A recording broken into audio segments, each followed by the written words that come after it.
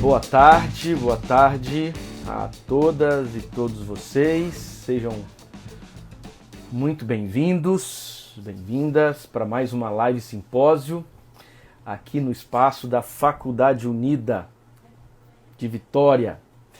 Em 2020 fizemos uma série de lives, tratamos de vários assuntos. Durante a pandemia, nosso trabalho online se intensificou, fizemos de tudo para servir os alunos, os nossos seguidores aqui da instituição, né, do nosso Instagram.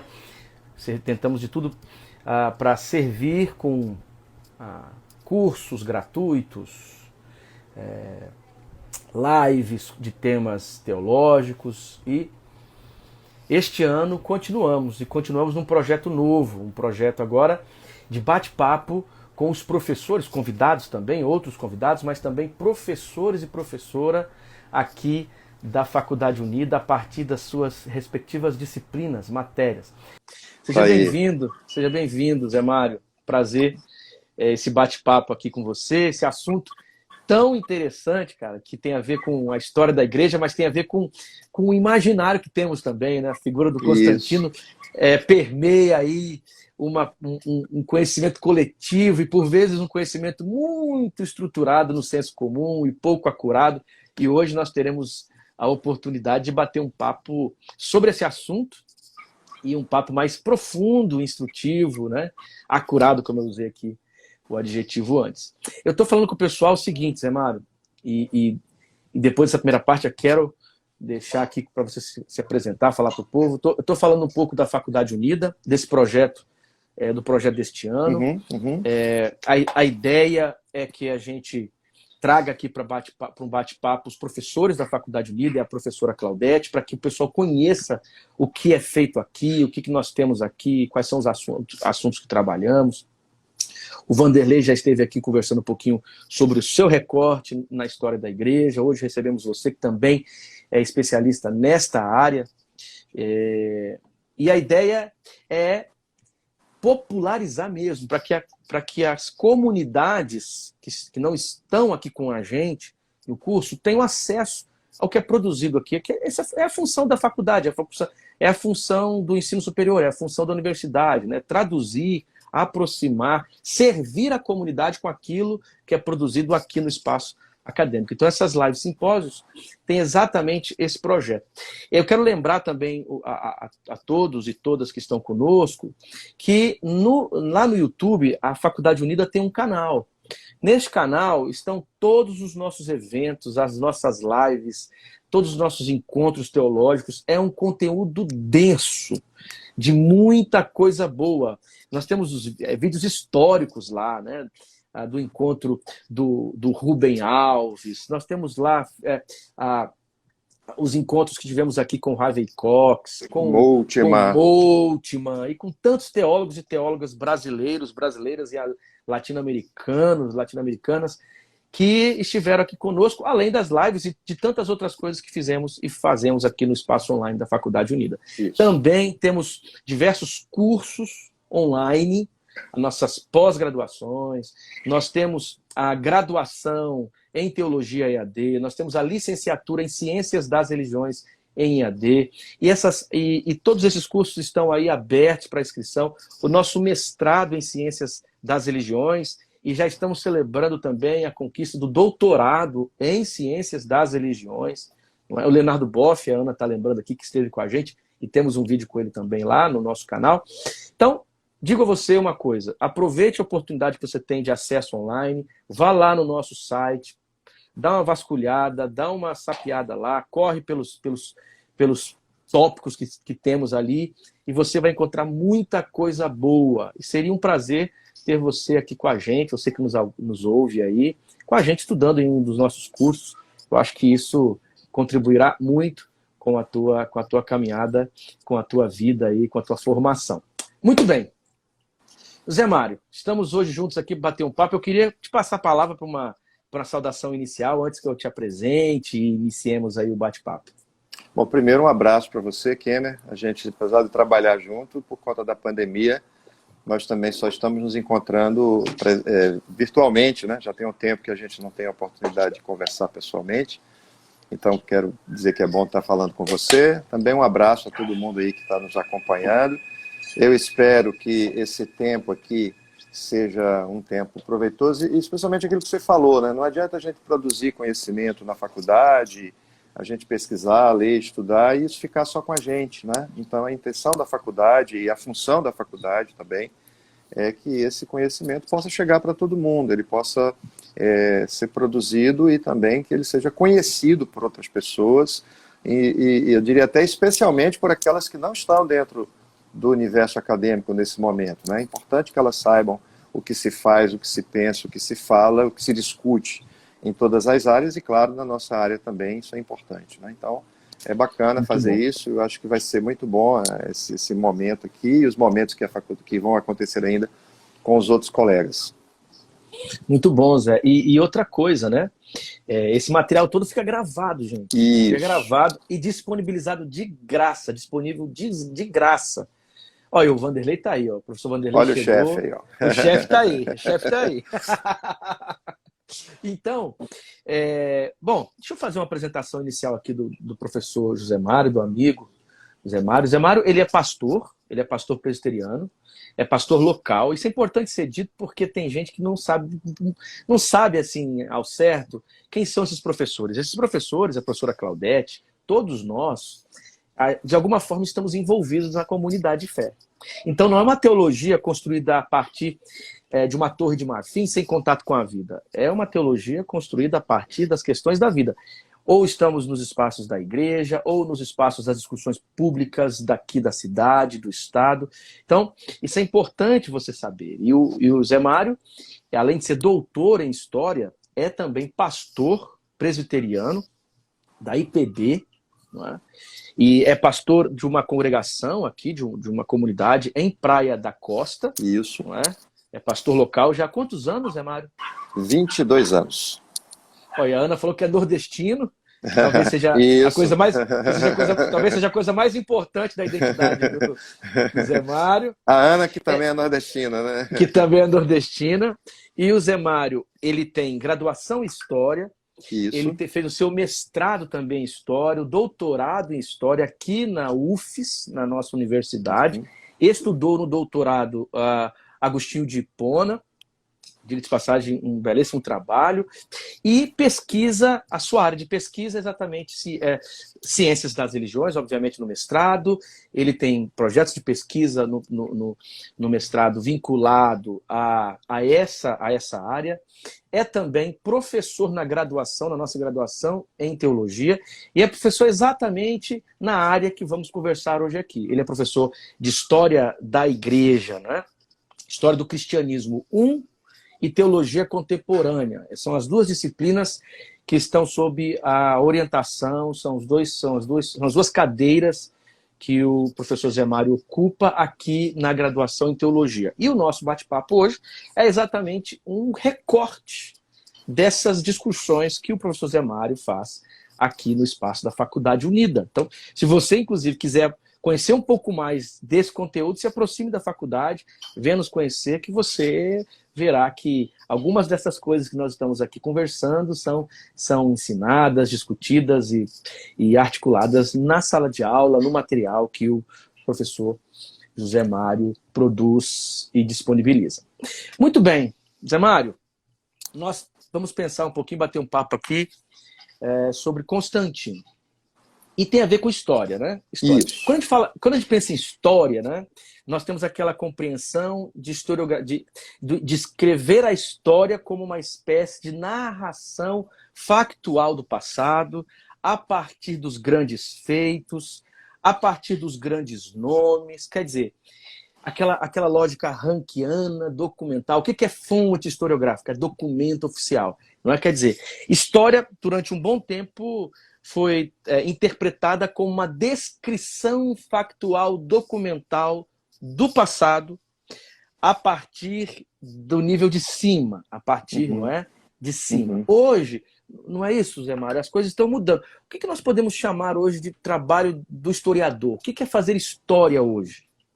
Na verdade, essa perspectiva, né, de uma história factual, a partir de cima, como você falou, é uma perspectiva do século XIX, mas ela continuou tendo muito espaço, né, e eu diria até no próprio imaginário social a respeito de qual é a função do historiador, né, e que trata o historiador como aquele que tem a função de ser o responsável pelas comemorações, pelas celebrações, né?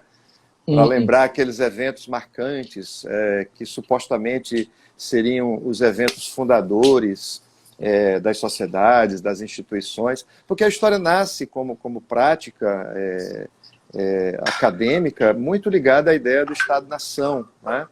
E muito ligado, então, a essa ideia da necessidade de construir heróis, né? De forjar heróis, tenham eles existido ou não, né? E muito focada também, como você colocou aí, na ideia de uma documentação oficial, né? O que termina se tornando uma história a partir de cima.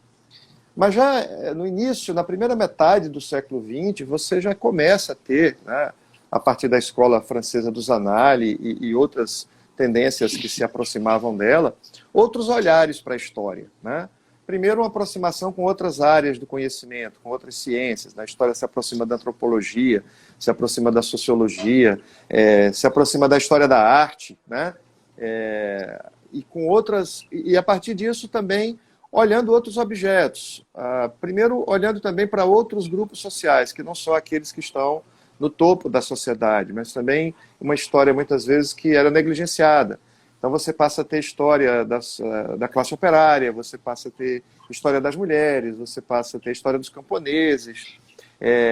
Também você passa a pensar outros objetos para a história, que não seja só a história política ou só a história dos feitos políticos, mas também a história da religião, a história dos sentimentos, a história do imaginário.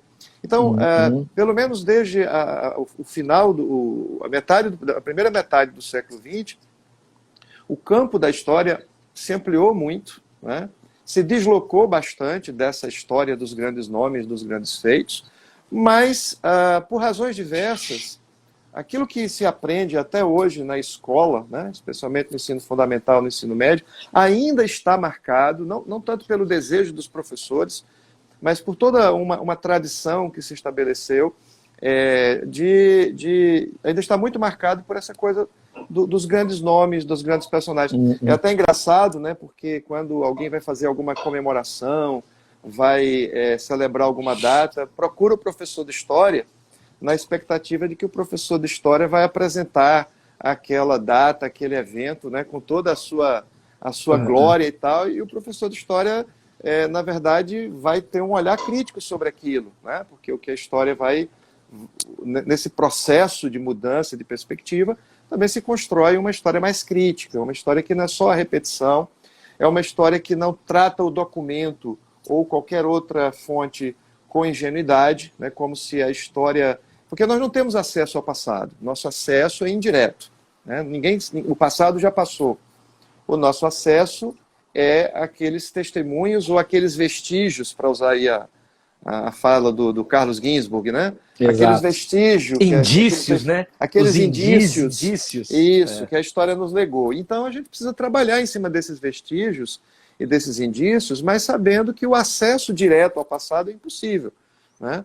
Então você tem todo um trabalho de interpretação da história, você tem toda uma discussão que precisa se considerar as questões políticas envolvidas, mas também as questões religiosas, as questões do imaginário social. Enfim, o campo da história se ampliou, né, muito, e também a necessidade de olhar esses outros pontos de vista, né, essas outras perspectivas que ela olha também para o cotidiano, isso que o Danilo coloca aí, se aproxima da vida em geral, sim. A história do cotidiano, né? A história do cotidiano é um campo muito promissor de pesquisa, porque é isso, a história é a vida, né? A história tem a ver com a vida. Só para servir como exemplo, um texto é esse, ó. Isso. A história da vida privada. Quer dizer, você vai pensar a história romana, não simplesmente a partir dos grandes imperadores, mas o cotidiano das pessoas constrói o mundo que eu agora estudo. Sim, né? sim. E, quer dizer, o dia a dia, E nesse nível, né, Zé Mário, a história ela tem uma mudança estrutural mais longa. Quer dizer, Sim, porque quando você sim. olha a história de cima, parece que as coisas mudam de uma, né? Pensando aqui no Constantino, Isso. vamos entrar em Constantino, o Constantino vem e pronto, a partir da igreja se transforma em outra coisa. Quer dizer, a história não é tão estanque, não é tão, E não é essa ideia de tão que a história está subdividida de maneira muito certinha, né? é Eu isso até aí. brinco, eu até brinco com os meus alunos, é como se um belo dia alguém acordou e disse assim, agora nós estamos na Idade Média, né? Como se fosse uma coisa assim, um evento, um acontecimento, agora nós já estamos na Idade Média. E não é assim, né? Os acontecimentos, eles estão no fluxo, né? E a partir disso também, a partir dessa ideia de uma história do cotidiano, da vida privada, a gente percebe que todos nós que vivemos, né, nós somos atores, somos esses atores da história. Nós somos aqueles que fazem a história, né? Então, nós também participamos desse devir histórico e dessas mudanças que a história que acontecem na história. Como você falou, às vezes num processo de longa ou de longuíssima duração, né? Ou às vezes também participando de rupturas mais dramáticas. Mas todos nós estamos envolvidos, né? A história é a história dos homens, dos seres humanos, né? Das pessoas. Então todos nós estamos envolvidos nela. Não é algo só dos grandes homens, né? Ou das grandes personalidades.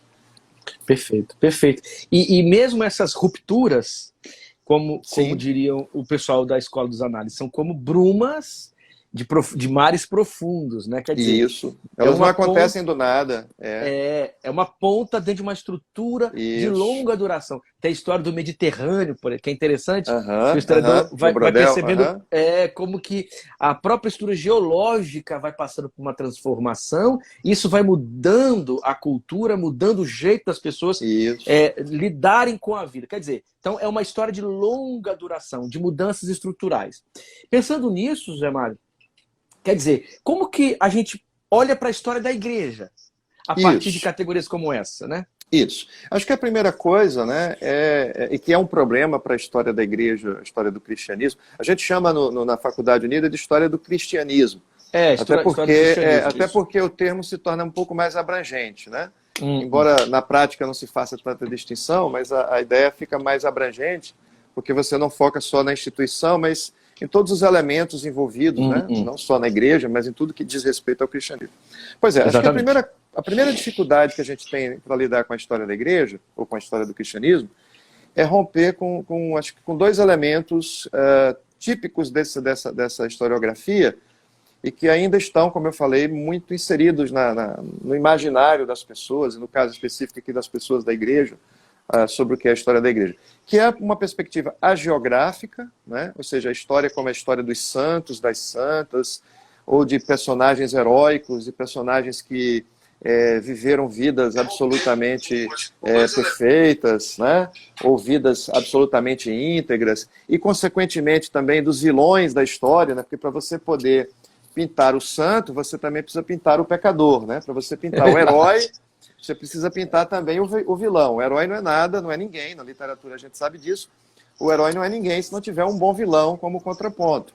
Então, a boa parte da historiografia eclesiástica, né, historiografia do cristianismo, ela trabalhou muito com essa caracterização, né, dos grandes heróis, dos grandes feitos, dos grandes personagens, e os santificou, né, de modo que, muitas vezes, qualquer crítica a um fundador de um movimento religioso do qual alguém é filiado, fica quase como uma ofensa pessoal, né? Por conta dessa geografia, dessa santificação desses personagens. E um outro problema, e aí tem a ver com a questão que se estabelece principalmente para nós, né? Na prática para nós a partir da reforma, mas que já está presente antes, é o caráter apologético da historiografia da igreja, né? Ou seja, a história é feita para defender um grupo e, consequentemente, estigmatizar outro, né? Então, no caso que nos toca mais diretamente, a partir do século XVI, você tem manuais de história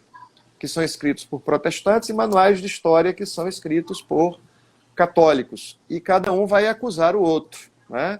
Então, a história vai ser apresentada pelo historiador católico como sendo a história da Igreja Católica perfeita e os heréticos protestantes, e aí o historiador protestante vai fazer a mesma coisa com o sinal invertido, né?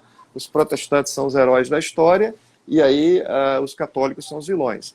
Então, essa perspectiva geográfica e apologética, ela já foi superada, de certa maneira a gente pode dizer isso, né, por aquilo que é uma pesquisa mais séria, mais acadêmica, mas ainda não foi superada no senso comum, né? No senso comum, de modo que quando alguém encontra um protestante fazendo uma análise crítica de um fenômeno protestante, ou de uma liderança protestante, ou de um fundador protestante, ele é olhado com espanto. Como assim? Você é luterano e está fazendo esta crítica a Lutero. Você é calvinista e está fazendo essa crítica a Calvino. Ou o contrário, né? Um elogio a um grupo que não é o seu grupo, né? De repente você faz uma apresentação, um estudo, uma pesquisa sobre um Francisco de Assis e faz um elogio a as pessoas. Mas como você, sendo protestante, quer dizer, como se a história precisasse necessariamente estar vinculada às minhas opções pessoais ou eclesiásticas, né? Então é superar isso, ir além disso, e também tentar encontrar, tanto nos eventos como nos personagens que a gente estuda, um pouco mais de profundidade, né? No sentido de que ninguém é plano, né? Nenhum personagem é plano, nenhuma realidade histórica é plana. Ela tem muitas nuances, muita complexidade. Uma das coisas que me atrai na história é exatamente o fato da sua complexidade. Todo fenômeno histórico é um fenômeno complexo, porque ele é um fenômeno total, né? A gente até faz os recortes por necessidade metodológica. Eu vou estudar da perspectiva política, eu vou estudar da perspectiva da história do pensamento, eu vou estudar da perspectiva da história econômica. Mas a realidade, ela não é fragmentada. A realidade é, ao mesmo tempo, política, religiosa, econômica, né? Ela é complexa. E alguns historiadores têm essa capacidade de desenhar. É daí que vem o conceito da história total, quer dizer, Da história total. o cara estuda a história do garfo. Por quê? Porque Isso. esse garfo está dentro de um sistema maior. Sistema, ele nos fala de civilização, ele nos fala de cultura, ele nos fala de hierarquias sociais. Então, assim, é possível olhar para a história e encontrar nuances muito diversas. Por isso, né, uma das coisas que eu acho que foi um ganho muito grande e é necessário para qualquer historiador é exatamente se aproximar de outras áreas de conhecimento, né, de outras áreas de conhecimento humano e até de outras áreas, né, até das áreas das ciências, porque a compreensão da história é a compreensão da totalidade. É claro, nenhum historiador, isso também é uma outra coisa importante, né, nenhum historiador vai dar conta dessa totalidade. Ele precisa ter consciência dessa totalidade e fazer o seu recorte. Olha, eu vou analisar esse fenômeno da perspectiva política, mas eu tenho consciência de que a perspectiva política não reduz, ou melhor, a realidade não se reduz à perspectiva política, ou à perspectiva teológica, né? Então a gente escolhe alguns recortes por uma questão de fôlego, né? de possibilidade, mas não por uma questão de que a realidade se resume ou se define somente a partir daquela perspectiva. E dentro disso que você está dizendo, esse novo jeito de pensar, porque uma vez que você fala da história total, essa história então não é só dos grandes feitos, mas de uma rede de possibilidades de acessos, né? Essa rede, aí você aumenta o número. O que te torna fonte? A coisa melhora, porque a história não é a história da realidade em si, mas pode ser a história do imaginário. Para nós aqui da área de Bíblia, isso foi muito bacana, porque nós começamos a acessar, um exemplo, os atos apócrifos dos apóstolos. Por quê? Qual a razão de... Porque aqui nós vamos ter contato com os imaginários desses cristianismos do 2º século, 3º século, 4º século. Quer dizer, esses documentos, a patrística, que é esse conjunto de obras da patrística que representa aí o pensamento da igreja, mas tem um conjunto de textos, um conjunto de cantigas, uma série de expressões da cultura que nós vamos acessar e vamos ter contato com as representações. Não com a realidade em si, mas com as representações do passado. Isso é importante para que a gente consiga perceber como as pessoas se relacionavam com a realidade. Né? Aí você tem as metáforas. tem as metáforas, tem as práticas populares que se tornam fonte do historiador. Isso.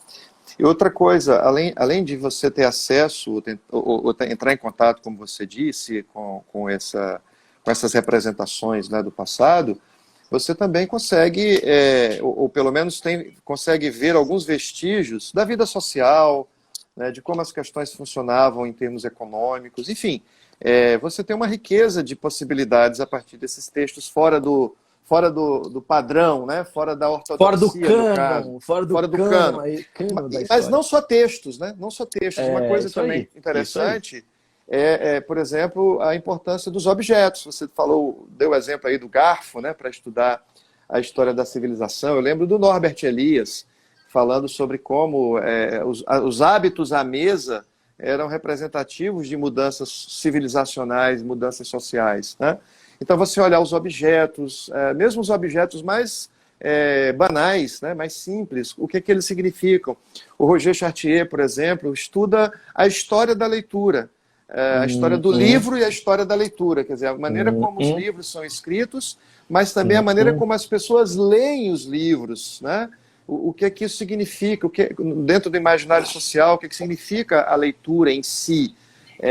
Enfim, você tem aí um universo de possibilidades, né? O Ginsburg, que é fantástico, também analisando coisas assim, micro, né? A ideia da micro-história, da história das coisas que são olhadas naquele microscópio, e que ao mesmo tempo você vê o mínimo e consegue vislumbrar, pelo menos, um pouco da realidade social onde aquele micro está inserido.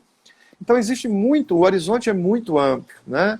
É muito amplo para que você possa desmontar, eu diria, essa ideia de uma história de grandes personalidades. Eu só faria uma ressalva aqui, Kenner, que também, por outro lado, né, e isso também virou depois uma reivindicação de alguns historiadores que estão ligados, de alguma forma, a toda a revolução do Zanardi, mas a necessidade de uma nova atenção à história política, né?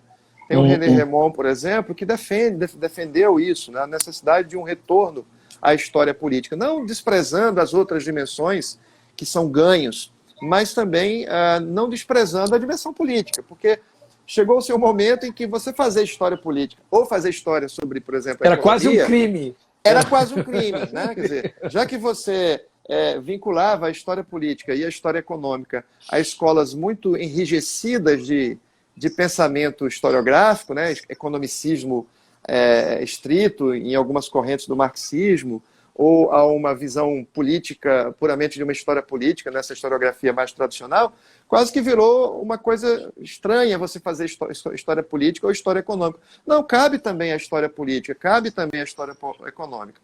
O que não cabe, volto a dizer, é você reduzir qualquer realidade a uma perspectiva, né? Mas essas perspectivas também têm o seu lugar, e eu creio que elas têm muito a ver com o momento que cada sociedade está vivendo, com o momento que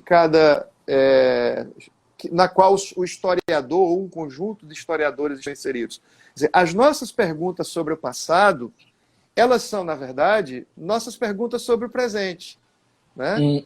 A gente se interessa por certos temas do passado, não só por uma questão de gosto, não só por uma questão de eu acho isso interessante, tem essa coisa da curiosidade histórica, né? Da pessoa que coleciona conhecimento histórico, mas, de um modo geral, não é assim que funciona para o historiador.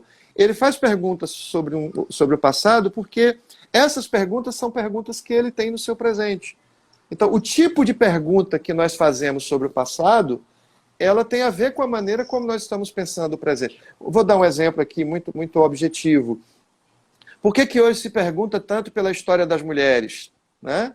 Porque é toda uma discussão contemporânea, uma necessidade contemporânea de afirmação dos direitos das mulheres, da recuperação da figura da mulher como parte dessa construção histórica, social, de lutar contra o apagamento, né, dessas figuras femininas na história. Então, na verdade, o interesse pela história das mulheres no mundo bíblico, no mundo antigo, no mundo medieval, na verdade, reflete o nosso interesse contemporâneo sobre a questão da mulher, sobre a questão do gênero.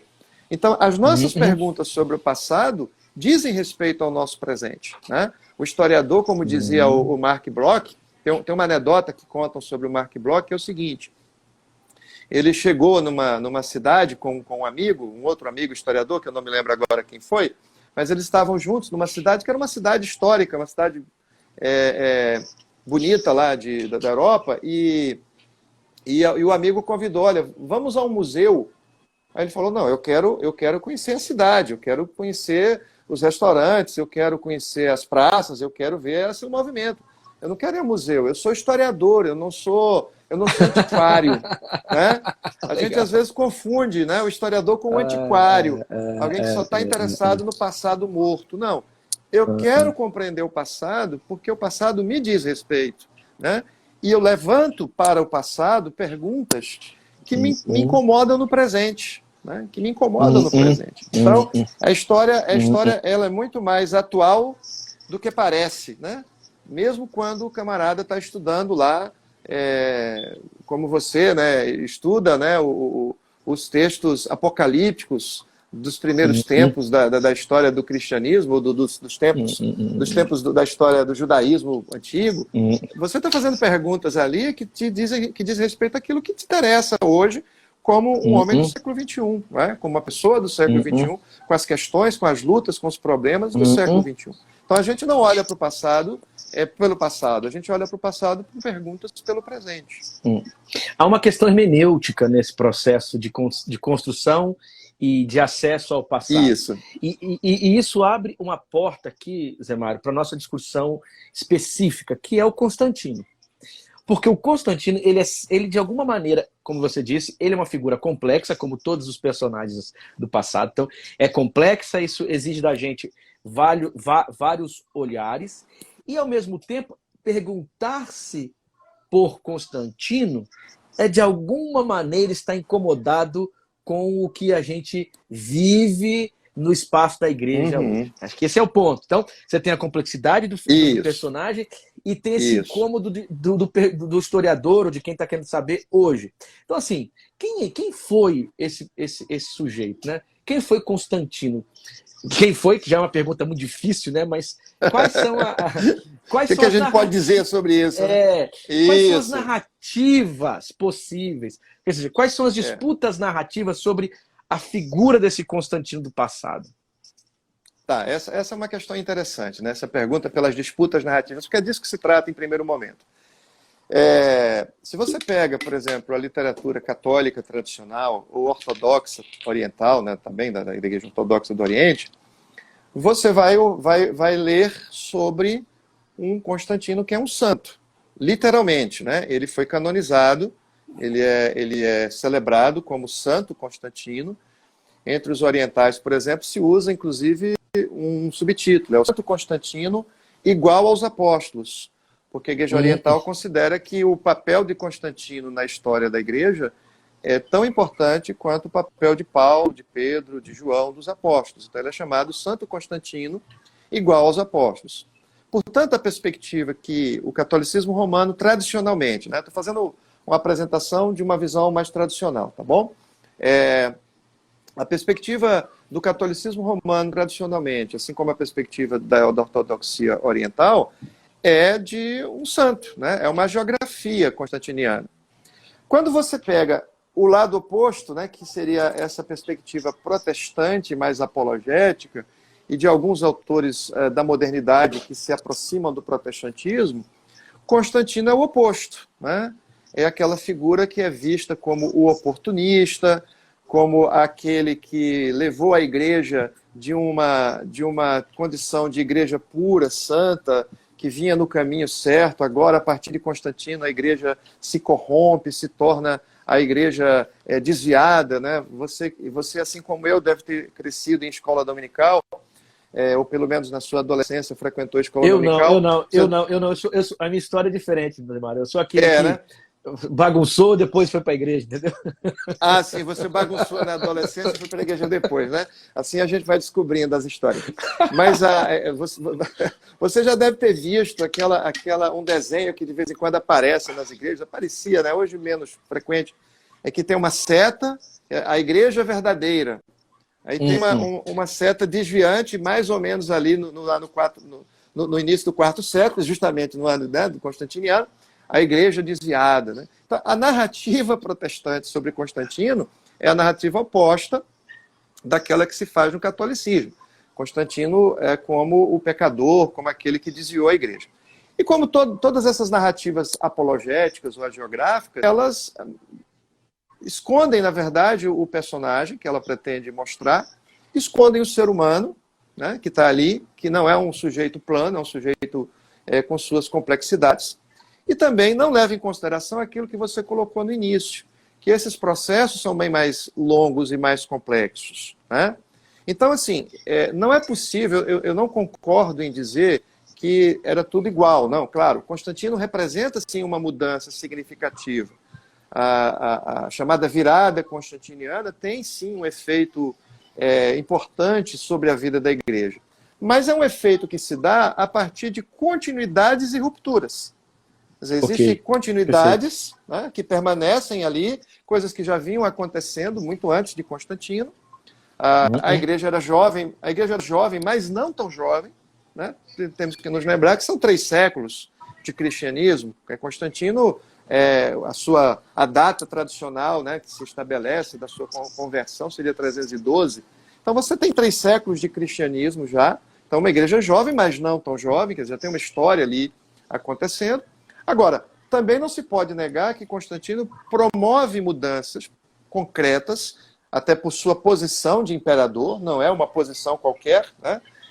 Ele tem um poder efetivo, ele tem um poder real na estrutura da sociedade romana, e ele promove algumas mudanças que vão, sim, fazer diferença na história do cristianismo. Mas muita coisa que se atribui a Constantino neste sentido, também é uma outra questão, não é da época de Constantino, é posterior. Né? Então a gente pode falar de Constantino como o início de um processo de relação estreita entre a Igreja e o Império Romano, mas não como a conclusão desse processo. Esse processo tem desdobramentos com outros imperadores, com outros. Ele vai seguir caminhos diferentes no Oriente e no Ocidente.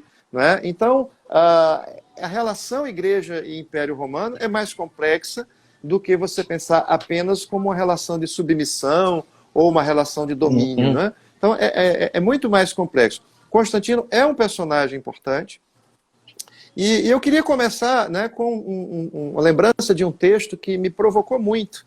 É um texto que foi publicado em português, eu até estou com ele aqui, em 2010, que é uma obra do Paul Veyne, que é um dos autores da obra que você mostrou agora. Né? O Paul Veyne é um dos editores desse livro aí, História da Vida Privada, ele está aqui.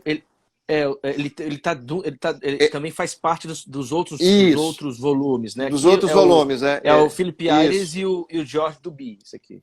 Isso, ele tem um texto nesse primeiro volume. O Paul Veyne, o Peter Brown, esses autores que pesquisam. E o Paul Veyne é insuspeito, né? Você não pode acusar o Paul Veyne de ser católico ou de ser protestante. Ele não tem um vínculo religioso. Mas ele começa nesse livro, o livro chama Quando o Nosso Mundo se Tornou Cristão, que é exatamente a história do período constantiniano. E ele faz uma afirmação que talvez incomode alguns protestantes clássicos, né, que diz assim, olha, Constantino foi um homem honesto na sua conversão, na sua fé. Né? Então ele tenta mostrar que a decisão de Constantino por beneficiar o cristianismo, por se declarar cristão e beneficiar o cristianismo a partir disso, ela não parte de uma pura questão de conveniência política.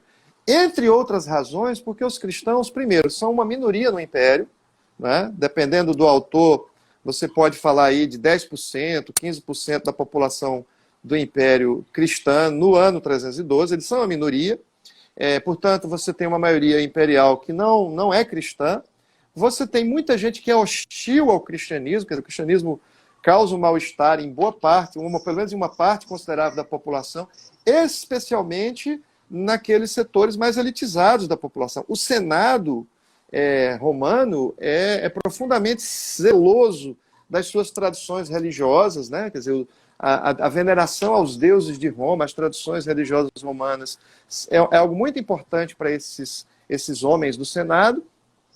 E, apesar disso, Constantino resolve se posicionar favoravelmente ao cristianismo, pondo fim a um período, né, de perseguição ao cristianismo, e depois permitindo ou oferecendo ao cristianismo alguns benefícios que ele não tinha, porque não era considerado uma religião lícita dentro do Império.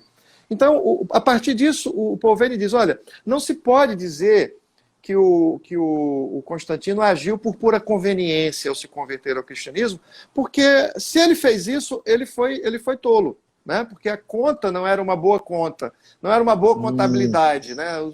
Do ponto de vista da conveniência política, não era talvez o momento de fazer isso. O cristianismo estava crescendo, mas ele não era uma religião tão forte a ponto de justificar o povo todo quer ser cristão, então eu vou seguir o fluxo dos acontecimentos e vou...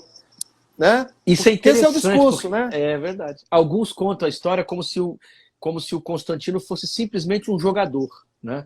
Um político, sei lá, um político agora do nosso tempo, que tipo assim, que precisa agradar para ter voz. A impressão é a seguinte, ó, o Constantino fez as contas. Opa, ser cristão é melhor do que não ser, porque eu consigo unir, eu vou unir o império sobre uma religião só. Quer dizer, o império já tinha a Pax Romana, o império já tinha o culto ao imperador, a sua religião, já tinha a sua religião, o império já tinha um sistema de unidade que desde lá do início do seu poder já se estabelecia. Não haveria necessidade de uma estruturação religiosa nesse sentido para conjugar os interesses do império. Agora, tem duas outras coisas que a gente tem que considerar. A segunda é o seguinte, né? A primeira é essa, né? Você não pode pensar em pura conveniência. Agora, a segunda coisa que você tem que considerar é que a relação dos romanos em geral com a sua religião era uma relação muito pragmática. Como aí a gente precisa ser honesto, né? Porque a gente às vezes fala do cristianismo da perspectiva do teólogo, da perspectiva do pastor piedoso, do sacerdote católico piedoso. Mas se a gente pensar no cristianismo da perspectiva das pessoas comuns, né? Me permita usar essa expressão, sem caráter pejorativo, mas do senso comum, as pessoas têm uma relação muito pragmática com a religião, né? Isso não quer dizer que elas não têm uma fé verdadeira, mas é uma fé que tem a ver com coisas muito concretas. Então, o que significa essa relação pragmática com a religião? Eu espero do meu Deus ou dos meus deuses, né? Na perspectiva da antiga religião romana, dos meus deuses ou do meu Deus, na perspectiva cristã, eu espero que na minha oração, ou na minha súplica, ou na minha necessidade, eu seja atendido. Essa relação pragmática com a religião estava presente na cultura greco-romana, como o resto nas outras expressões religiosas. Também no cristianismo, né? Ainda que de uma maneira diferente, ainda que com outros elementos constitutivos. Mas essa expectativa pragmática está ali. Então, quando Constantino, segundo, né, e o Polveni trabalha bem essa história, segundo a história que ele conta, essa história é contada pelo próprio Constantino, que ele teve um sonho na véspera daquela famosa Batalha da Ponte Milvia, e que nesse sonho ele vê um sinal que seria o sinal de Cristo, e que se ele usasse aquele sinal, ele venceria a batalha. E ele no outro dia vai e vence a batalha, né? Aí a discussão é o quanto ele conhecia do cristianismo até então. Nós não temos muitas informações claras sobre isso. O que ele sabia do cristianismo? O que era o cristianismo para o Constantino? Não importa muito, importa dizer o seguinte, que essa relação pragmática com o cristianismo, com a religião, né? Um Deus que me socorre na hora da aflição, é uma relação absolutamente normal. Isso não quer dizer que o sujeito não tem fé. Eu posso depois discutir, do ponto de vista teológico, se esse é o tipo de fé que a gente deve ter contemporaneamente, se é uma fé madura, se não é uma fé madura. E são outras questões, mas se você pensar naquilo que é concreto, cotidiano, é um tipo de sentimento absolutamente normal. Você acredita que, naquele momento, Deus deu aquela vitória. Ora, ele, por exemplo, era devoto de Apolo antes dessa decisão, né? E ele, muitas vezes, certamente, invocou Apolo buscando uma vitória nas suas batalhas, né? Em algumas vezes ele deve ter se sentido respondido por Apolo, né? Contemplado por Apolo. Nesse momento ele se sente contemplado pelo Deus cristão e se convence né, em algum nível, ele se convence de que aquilo funcionou e de que aquilo é verdadeiro. Isso não tira de Constantino a perspectiva de ter uma fé verdadeira, né? Agora, se a gente for fazer uma análise de caráter, né, já de uma perspectiva de uma teologia cristã mais aprofundada, a gente poderia chegar a outras conclusões. Mas o fato concreto, me parece, é esse, que ele tem, de fato, uma convicção naquele momento. E ele acredita que, para ele, enquanto imperador, e provavelmente também para o império, o cristianismo é um valor que merece ser agregado. Então, diferente dos seus antecessores que viam o cristianismo como uma ameaça, ele passa a enxergar o cristianismo como algo benéfico para ele e para o império. Mas um detalhe importante, e eu acho que isso é uma coisa curiosa, que muitas vezes não se fala sobre o Constantino, é que ele não impede, né, não parte dele a tentativa de perseguir ou de impedir a permanência dos cultos que já existiam, né, dos cultos tradicionais. E ele permanece, inclusive, até o final da sua vida, ele continua com a função de Pontifex Maximus da religião romana, porque era uma função cívica, sobretudo. E ele não impede que esses cultos continuem acontecendo. Então aí você vê o lado político dele, né? De tentar administrar essa fé que inicialmente é uma fé pessoal e beneficiar essa igreja como parte da sua piedade pessoal, mas também de uma ação política. E, por outro lado, contemplar essa massa e essas lideranças, incluindo aí o Senado, como eu já falei, que são muito zelosas. Quer dizer, se Constantino tenta impedir os cultos pagãos, né? Eu estou chamando pagão aqui, consciente que essa palavra é carregada de sentido pejorativo e tal. É do cristianismo em relação aos outros. Cá, é aos outros, né? Então, eu estou usando de maneira bem genérica, mas consciente disso. Mas se ele proíbe os cultos tradicionais, ele vai arrumar uma encrenca muito maior, né?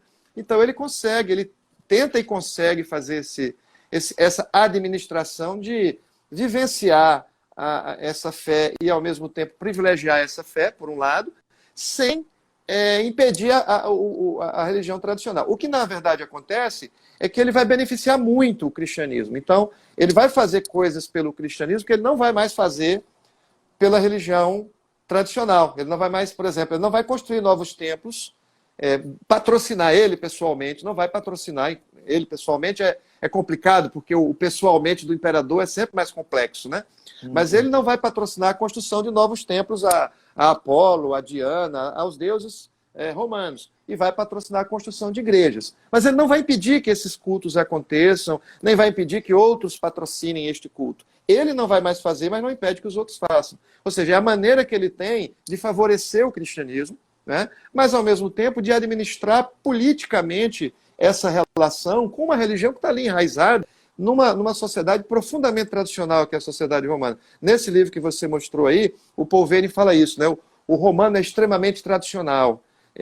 A questão para o romano é não mexer no que está quieto, né? Não mexer no que está estabelecido pela tradição. E uma das coisas que incomodava no cristianismo era exatamente a ausência de uma tradição, né? Porque os romanos olhavam para o cristianismo e não enxergavam uma continuidade no passado. E aí os apologistas, inclusive, diziam, não, mas nós somos da mesma tradição judaica. Então, esse vínculo com o judaísmo era importante para o cristianismo tentar se afirmar no império, né? Ele precisava mostrar que tinha uma continuidade histórica. Então, o Constantino age assim. E uma outra coisa que eu queria falar, uma terceira coisa, é o seguinte. Política e religião não se separavam no mundo antigo. Isso era verdade antes de Constantino e continuou sendo depois de Constantino, né? Quer dizer, a relação dos romanos e das sociedades antigas com a religião estava profundamente associada também à política, ao Estado. As religiões estavam relacionadas ao Estado. Isso é assim em Israel, né? A história antiga de Israel. Isso é assim entre os egípcios. Isso era assim entre os gregos e entre os romanos. Talvez os atenienses, no período da chamada democracia ateniense, tenham ido mais longe nessa tentativa de ruptura, né? De transformar a política realmente numa questão puramente humana, né? Aqui os homens decidem, os deuses não devem interferir. Essa é a experiência, a tentativa de experiência ateniense. Mas não era assim em Roma, né? Tanto é que essa Pax Romana que você mencionou, que é essa manutenção da ordem do império, ela está associada a uma outra pax, que é a Pax Deorum, né? A paz com os deuses. Quer dizer, você precisava manter uma boa relação com os deuses para garantir uma boa relação com o mundo, com a sociedade. Quando Constantino se define como cristão, essa relação com os deuses, na pessoa do imperador e depois dos seus sucessores, que também vão ser cristãos, com exceção de Juliano, vai ser também uma relação nesse sentido. É necessário se relacionar com esse Deus para o bem de toda a sociedade. Para o bem de toda a sociedade. Né? Então não é algo que é absolutamente novo. É novo para o cristianismo. O cristianismo nunca tinha experimentado essa posição, aí sim, né? Essa posição de religião estatal, de religião oficial. O cristianismo, usando o sentido sociológico do termo, o cristianismo é uma seita, até então, no sentido de que ela não está vinculada a um Estado ou a uma cultura, né? Mas um grupo que se distingue do restante da sociedade, que crê de um jeito diferente. E os próprios romanos, ao lerem o cristianismo como uma expressão, um fenômeno sem tradição, isso dá ao cristianismo um caráter extremamente imediato e que por eles, sim, será tratado esse cristianismo, porque também era muito plural, são vários movimentos diferentes. Sim, vários cristianismos. Seitas espalhadas pelo Império. Sim, esse é o olhar, né? Então, o que é que vai ser novo? É que esse movimento, ou esse cristianismo, que tem essa características, né, de não oficial, sectária, contracultural, como você queira, agora vai fazer parte desse status quo, né? E vai, a partir de Constantino... Constantino não oficializa o cristianismo como religião do Império. Não é a função de Constantino ainda. O cristianismo é a religião do imperador. Isso fica muito claro, né? Na própria maneira como Constantino lida com a religião tradicional romana. É a religião do imperador. Mas isso é muita coisa. Porque isso vai beneficiar, de fato, o cristianismo, né? Vai trazer para o cristianismo algumas coisas que não estavam ali antes, como é esse patrocínio, né? Por exemplo, para a construção de igrejas, os templos cristãos serão patrocinados. Só que aí, a gente até conversou um pouquinho antes, né? Eu sei que o tempo já está meio apertado, mas acho que é importante dizer algumas coisas. Primeiro, os cristãos já têm templo antes de Constantino, né? Você sabe disso porque em algumas das perseguições anteriores, as propriedades cristãs eram confiscadas. Ora, se a igreja não tivesse patrimônio nenhum, não teria nada sendo confiscado, né? Então existiam templos cristãos anteriores ao Constantino. Antes de Isso Constantino, é muito importante. a igreja Deixa eu fazer não foi... um parênteses aqui. Isso é muito importante, porque é comum você ouvir assim, a igreja era uma igreja em casas, livre, como movimento.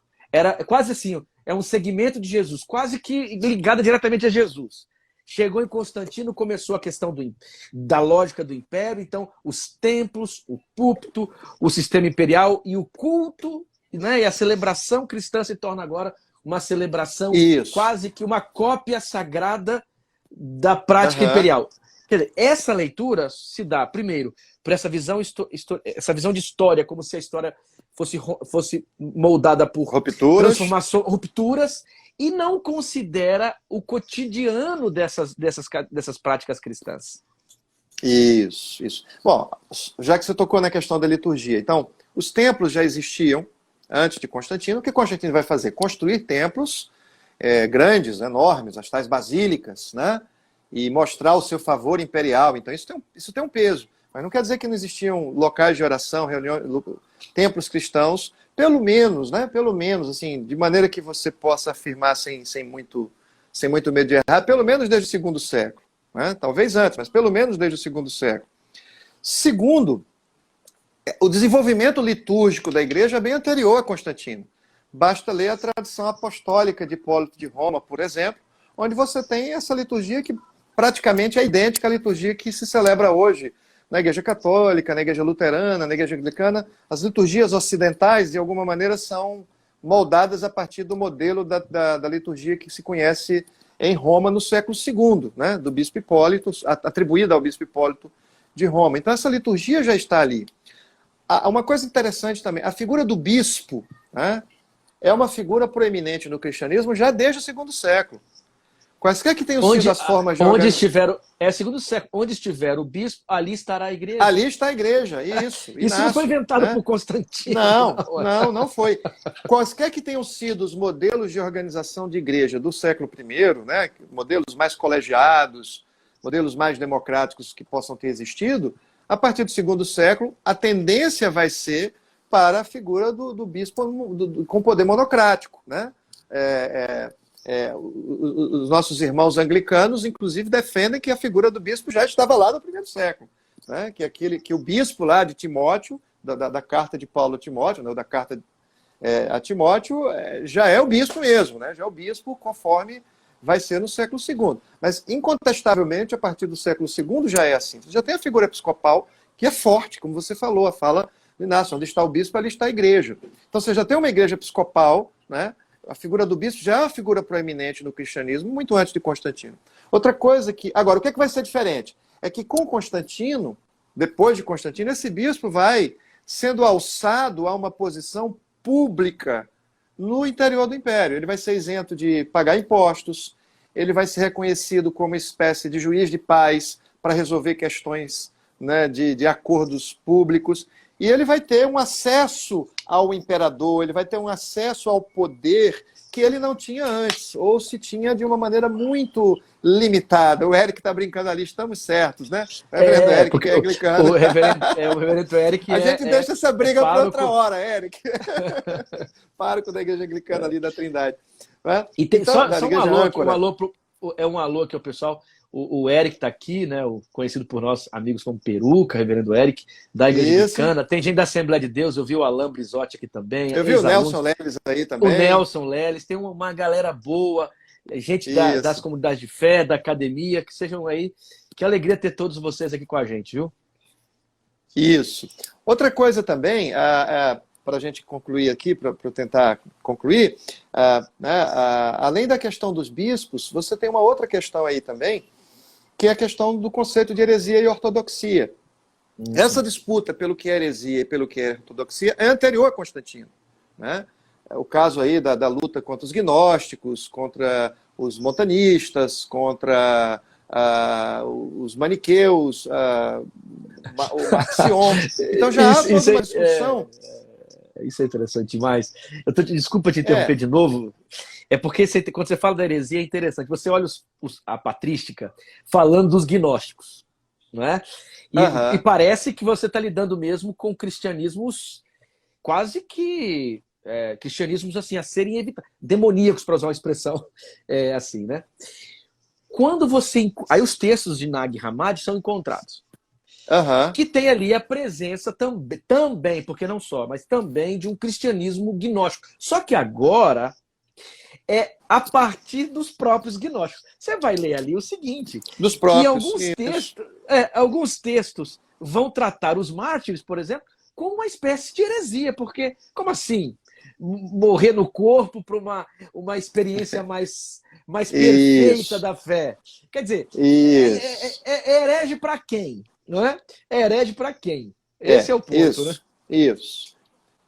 E eu acho que é aí que uma coisa que vai ser muito importante na mudança constantiniana é isso, é que até então os conflitos de quem é herege e quem não é, primeiro, são conflitos internos da comunidade cristã, não é? E que os grupos se acusam mutuamente, né? Um é o herege do outro, um é o ortodoxo, o outro é o herege e vice-versa. Mas isso não vai ter consequências maiores do que a autoexclusão. Então, você é um herege, eu não tenho comunhão com você, né? Eu sou um herege, então a gente não vai ter comunhão. Com Constantino, e principalmente a partir do Concílio de Nicéia, né? A partir da definição, daquela primeira definição de uma ortodoxia oficial, quer dizer, uma ortodoxia que não está só sendo uma decisão da igreja, mas uma decisão que tem caráter legal, né? Então, a partir disso, isso é uma mudança importante, que vai ter um peso ao longo do tempo, é que o conceito de heresia vai passar a ser também um conceito, a gente pode dizer, não exatamente a partir de Constantino, mas um pouco mais à frente, heresia vai ser um conceito criminal. Ser um herege não é apenas uma questão de você ter uma doutrina diferente da minha e com quem eu não quero ter comunhão religiosa, mas que não necessariamente afetava a minha vida civil, né? eu continuaria vivendo a minha vida civil, independente de ser ou não um herético. A partir dessa virada constantiniana, do Concílio de Nicéia e dos desdobramentos que vão acontecer também com outros concílios, o herege passa a ser marcado também como uma pessoa que criminosa. perde muitos... Criminosa, né? Ele vai ser, por exemplo, exilado, ele vai ser proibido de prestar o seu culto, né? Ele vai... No extremo, né? No extremo, você vai ter situações, inclusive, de execução, né? Os priscilianistas, né? vão passar por isso. Os arianos serão exilados do interior do império, depois retornam, depois são exilados de novo.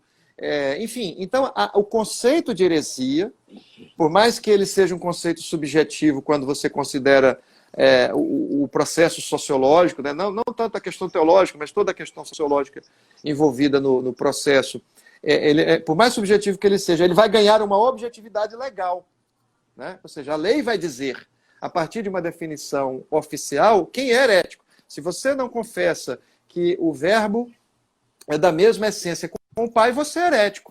Então, isso não é só uma doutrina de uma comunidade marginal do Império, né? Que vai excluir outra comunidade e que não vão se comunicar mais porque eles discordam quanto a uma doutrina. Não, agora passa a ser uma decisão sacramentada não só por um concílio que foi convocado pelo imperador, né? E a partir de Constantino todos os concílios serão convocados, chamados concílios ecumênicos, são convocados por imperadores, né?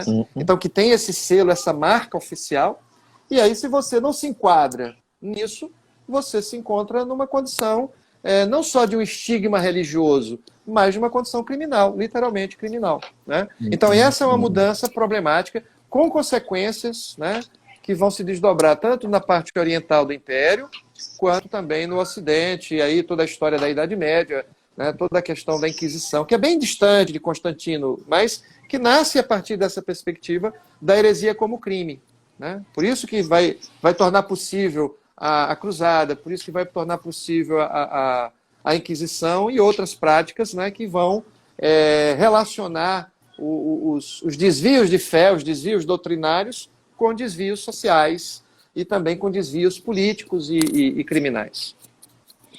Perfeito. Eu acho que aqui, Zé, professor e amigo Zé, a gente tem um dado interessante. Você mostrou um pouquinho, né, os desdobramentos dessa presença do Constantino. Quer dizer, não é uma ruptura revolucionária, como se o Constantino estivesse reinventando a igreja. Uma das razões, o Dan Brown, né? O Código da Vinci, aquele livro que é interessante, tipo assim, a igreja nunca tinha tratado Jesus como um ser divino, só depois Constantino que inventa isso, coisas absurdas. Isso. Joga fora o Evangelho de João, joga fora a literatura toda cristã que patrística. Esse assunto. A patrística, o templo, então não é Constantino que inventa, o templo faz parte da tradição cristã já durante um período. E há uma série de desdobramentos para a igreja, né? Para a igreja que tá se constituindo. Continuidades e descontinuidades. Então, eu acho que seria interessante falarmos um pouco aqui, Zé, quais são essas descontinuidades. E mais, o que nós temos nesse primeiro momento da história da igreja, da história do cristianismo, a partir de Constantino, e o que a gente percebe hoje, né? O que a gente tem hoje ainda como ecos, ainda como, claro, além dos próprios concílios, porque os concílios vão discutir questões teológicas que pertencem até hoje, que cristologia e outros temas ainda hoje estão presentes a partir desses concílios, desse concílio que está ligado a Constantino. Mas o que nós temos aí de desdobramentos nesse primeiro momento da presença de Constantino e até hoje? Quer dizer, o que está nessa igreja agora que, de alguma forma, sejam ecos, memórias... Dessa longa duração constantiniana. Isso aí. Bom, eu acho que a principal diferença, a principal ruptura é justamente essa nova relação com o poder, né, que essa foi realmente uma novidade, que vai tornar a igreja uma igreja oficial a partir, não de Constantino exatamente, né, mas que começa com esse impulso constantiniano de favorecer a igreja, quer dizer, a igreja vai se aproximar do poder de um jeito que ela nunca tinha se aproximado antes. E eu creio que o Constantino está no início, né, eu diria dessa forma, do que a gente pode chamar de uma cristandade. Ainda não é uma cristandade, não se pode falar ainda de cristandade ali, nos primeiros tempos do século IV, mas do início da construção dessa cristandade. O que seria essa cristandade? Dessa sociedade em que a igreja, a cultura e a política estão de tal maneira unidas que uma coisa não consegue ser vista em separado da outra, né? Então você passa a pensar a realidade como um todo a partir dessa perspectiva do cristianismo, ou de um certo tipo de cristianismo, né? Então você tem esse começo da constituição de uma cristandade, que quando, no caso do Ocidente, eu vou deixar o Oriente um pouquinho de lado, mas esse processo também se dá no Oriente, na parte oriental do Império, mas como a gente vai tocar aqui na questão do Ocidente, isso vai no Ocidente, por exemplo, medieval, fazer com que toda a estrutura de pensamento da sociedade medieval passe pela igreja, né? As estruturas, a maneira de pensar a economia, a maneira de pensar as relações humanas, de um modo geral, a maneira de pensar as relações familiares, a maneira de pensar a ciência, a maneira de pensar tudo, né? E não só de pensar no sentido racional, mas de imaginar, né? Do imaginário também, ser perpassado pelo cristianismo, ou por uma versão do cristianismo, no caso do catolicismo medieval. Então a cristandade se torna essa totalização, né? Então acho que isso começa em Constantino, né? Como a educação, tudo, para o bem e para o mal, né? Porque aí a gente também precisa tomar cuidado tanto com as narrativas românticas, que estão muito presentes, especialmente em certas formas tradicionalistas de catolicismo, que olham para a Idade Média como uma coisa assim, né, bastante romantizada, os nobres e tal. Querem o trivium de volta, né? Exato. É uma visão, às vezes, muito, muito romantizada e equivocada da realidade. Como também o outro lado, que é uma visão moderna, né, supostamente moderna, da Idade Média como a Idade das Trevas, onde tudo foi obscurantismo, e nem uma coisa nem outra, né? É uma outra forma de se configurar a realidade, que tinha os seus senões, né? E que chegou a um ponto de ruptura a partir da modernidade. A modernidade ela vai questionar, em grande parte, essa estrutura da cristandade, por várias frentes, né? Eu penso aqui num conceito de modernidade bem longo, né?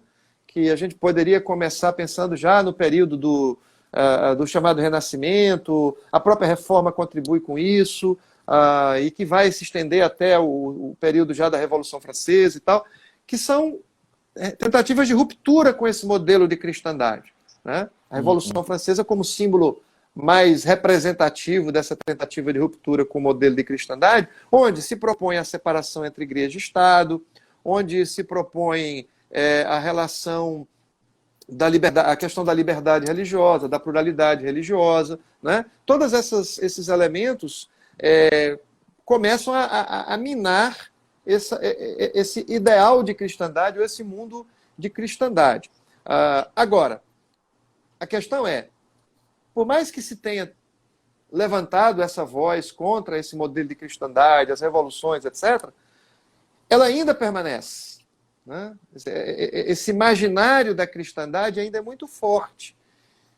Em alguns países, em algumas culturas, mais do que em outras, pelas próprias características históricas de cada sociedade. Pensando na sociedade brasileira, né? De 1500 até o final do século XIX, o Brasil era um país oficialmente católico. Ou seja, esse modelo de cristandade, ele é muito forte, ele está muito, muito marcado na nossa cultura, né? Quer dizer, a gente não consegue pensar uma sociedade realmente laica no Brasil. Eu percebo que há uma grande dificuldade da nossa sociedade de se pensar como uma sociedade realmente laica. Porque, em nosso contexto, essa ruptura com o modelo de cristandade, ela não se deu de forma muito radical, né? É diferente, por exemplo, da França, né? Onde você tem uma maior clareza quanto a essa ruptura, quanto a essa necessidade de uma separação entre religião e Estado. Mas no caso do Brasil, eu acho que pode-se dizer de boa parte da América Latina, essa relação igreja-Estado ela se perpetuou por muito mais tempo e ela deitou raízes muito profundas no nosso imaginário público, no nosso imaginário social. De modo que nós naturalizamos, mesmo numa sociedade oficialmente laica, né? Ou seja, a nossa Constituição é laica, nossa Constituição é moderna, mas nós naturalizamos a presença da religião no espaço público e numa relação, não só no espaço público, mas numa relação muito próxima do poder político, do Estado, nós naturalizamos essa relação porque ainda bebemos dessa fonte constantiniana, né? Ainda bebemos dessa fonte constantiniana, ainda temos essa dificuldade de conceber essa separação entre igreja e sociedade, entre religião e Estado, principalmente. Nem tanto religião e sociedade, mas religião e Estado, né? Então, eu creio que isso é um eco dessa constantinização. História de né? longa duração. De longa duração. De longa duração. O que não dá para fazer... pensarmos... O que não dá para fazer mais, né? Desculpa. Fala, não é porque eu cortou aqui. Oi. Corto. Não dá pra gente... O que não dá para fazer mais é o seguinte: olhar Constantino e falar assim, tá vendo? Ó, ele inventou os templos. Por isso nós temos templo hoje. Eu espero que isso fique claro. Ele inventou essa liturgia aí, essa roupa imperial aí e tal, e agora por isso que nós temos esse tipo de indumentária. Quer dizer, o que não dá para fazer é mais... Não dá mais para fazer isso, né, Zé Mário? Não dá mais para fazer esse tipo de acusação, talvez com traços de anacronismo, quem sabe. Isso. E que vem dessa cultura apologética, né? Agora falando bem do meio evangélico, isso é muito forte numa certa leitura apologética da história que se faz no meio evangélico e que realmente não tem sustentação, mas que permanece, sim, um eco desse constantinianismo, desse modelo de cristandade, tanto entre católicos quanto entre protestantes. Porque uma coisa que eu queria dizer, o protestantismo, embora tenha contribuído com essa tentativa de ruptura, não o fez de forma intencional. Porque tanto Lutero quanto Calvino continuam pensando em categorias de cristandade sobre muitos aspectos, né? A relação da igreja com o Estado, tanto nos países luteranos quanto nos países calvinistas, continua acontecendo durante muito tempo, né? Com elementos diferentes, com coisas um pouco, mas ainda é uma ideia de igreja e sociedade, igreja e Estado ligados, né? Ainda se encontra, até hoje, aliás, em alguns desses países. Então, o protestantismo não rompe com essa ideia de cristandade por completo, né? A ruptura ela vai acontecendo de maneira mais lenta do que poderia se imaginar nos países protestantes. Muito bem, então, Okay? o Constantino, ele é um lugar de análise, mas não um lugar de análise para descortinarmos o passado, né? Constantino, de alguma forma, ele é um lugar para que nós sejamos capazes de refletir sobre hoje, não só nos espaços eclesiásticos, mas a relação de igreja e Estado, discutir laicidade, etc. Então não é só uma arqueologia do passado, mas é um processo de iluminação e de compreensão do que a gente vive em sociedade, em relação à igreja e sociedade hoje também. Muito bem, Zé Mário, muito bacana esse bate-papo. Para você que está nos acompanhando, isso aqui só é um tira-gosto mesmo do que acontece aqui no espaço da Faculdade Unida, especialmente na disciplina História do Cristianismo 1 e também Teologia Contemporânea. Quem sabe a gente bata um papo aí numa próxima, Zé Mário, sobre um tema que hoje o pessoal tá tipo assim, tendo crise com o tema, teologia liberal, né? Aqui em Teologia Contemporânea, de alguma maneira, teologia liberal passa talvez, olha só, esse negócio de ficar chamando a igreja de essa igreja é muito constantinianista, seja o mesmo equívoco de ficar chamando outros aí de liberal, porque não é? Liberal e herege é sempre o outro. Bom, aí seria um outro papo, mas eu acho que vale a pena, vai valer a pena. Uma outra história. Então, muito obrigado. Zé Mário, por este Eu bate-papo. que agradeço, Obrigado Kenner. você Foi muito que bom. está nos acompanhando. E aí, uma palavra final, Zé Mário, para o povo que está nos acompanhando aqui. Eu tenho uma preocupação muito grande, né? E como historiador isso me incomoda particularmente, que é a construção de opinião sem você procurar fundamentação, base. Então, acho que uma coisa boa que a gente aprende quando estuda, quando pesquisa história, é que a gente tem que construir as nossas opiniões, as nossas posições políticas, teológicas, existenciais, enfim, mas procurando sempre fundamentar aquilo que a gente defende, né? E dizendo de uma maneira bem popular, não dá para você construir teorias significativas ou visões de mundo significativas com base em corrente de WhatsApp, né? Hoje a internet é uma faca de dois gumes. Você tem muita bobagem circulando, muita fake news, muita coisa ruim, e que não te dá realmente condição de fazer análise de nada, mas a internet também é uma fonte muito rica de conteúdo, né? Por exemplo, boa parte dessas obras do cristianismo antigo estão disponíveis online, em língua portuguesa, em língua espanhola, inglesa. Então é muito mais interessante, se você quer conhecer tudo isso, que você procure essas fontes, né? Que você procure autores que fizeram e fazem pesquisa séria, pesquisa acadêmica, pesquisa balizada, porque isso ajuda a construir as nossas opiniões de uma maneira mais consistente, né? Me parece que uma das tarefas do professor de história no mundo contemporâneo é ensinar este caminho, né, de você pensar sobre o passado, pensar sobre os acontecimentos do presente, mas procurando fundamentar o que você está dizendo, o que você está escrevendo, o que você está pensando em coisas que possam ser um pouco mais sustentáveis, né, no sentido de que podem ser sustentadas com mais segurança do que boataria, fake news. Eu acho que a gente tem que tentar amadurecer mais, né, certas coisas, porque o tempo exige esse tipo de atitude. Perfeito, exatamente isso. E espaços como o nosso aqui da Faculdade Unida Perfeito. é um bom caminho para que você É um bom acesse, começo para você fazer isso. Perfeito. fazer um acesso mais equilibrado. Então, eu sublinho a fala do Zé Mário e te recomendo. Entre no nosso site, lá tem uma série de links sobre os cursos, os professores, o conteúdo. Conheça um pouco mais a nossa faculdade. Fique atento aí às nossas redes sociais. Vá lá, nos siga no Instagram, vá no Facebook também, porque nas nossas redes vamos disponibilizar as datas dos próximos encontros.